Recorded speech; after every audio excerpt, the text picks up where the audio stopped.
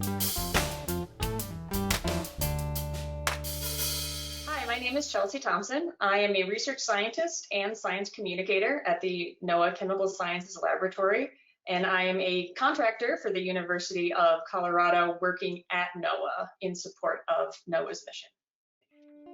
What makes the air smelly?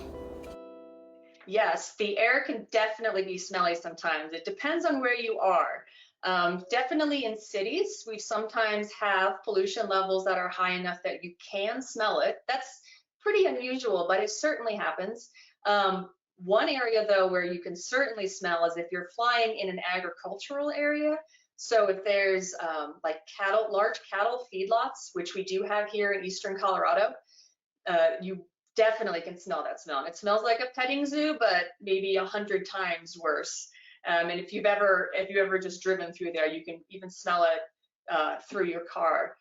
So what makes the air smell are different pollutants that are being emitted from various sources, from agriculture, from plants, from cities, for example. And so these chemicals that smell specifically are what we term VOCs, and that stands for volatile organic compounds. And they don't all smell, but a lot of them do. And they will often have very different smells. And if you think about if you've ever smelled a pine tree, for example, that is a VOC that we have called pinene. If you've ever smelled citrus, so like a lime, that is a VOC that we have called limonene. We are very creative people when we come up with our names. And so all of these things are just sort of being emitted into the air. And they do create a smell if there are enough of them in a high enough concentration.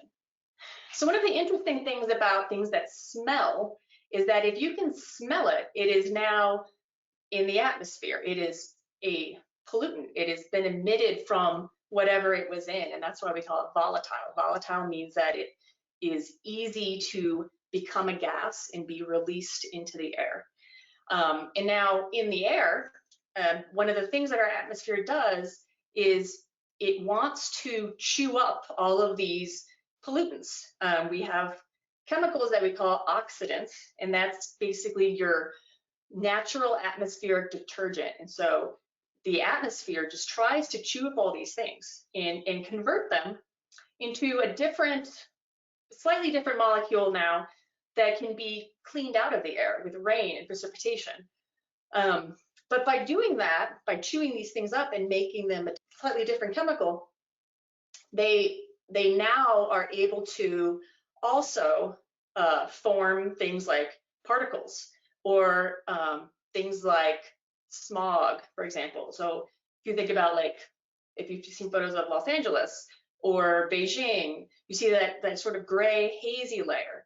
This is what we call smog, and that is formed through these sort of atmospheric chemical reactions that it's trying to chew up these things that are emitted. And so everything you can smell actually contributes to that process happening in the atmosphere. And there's a lot of things now that you can smell because we like adding fragrance to a lot of our products. So even trash bags, for example, will now be infused with a scent so that it smells nice to you. But these things actually are getting into the atmosphere and are contributing to that chemical reaction and that haze formation that we think of when we think of bad air quality.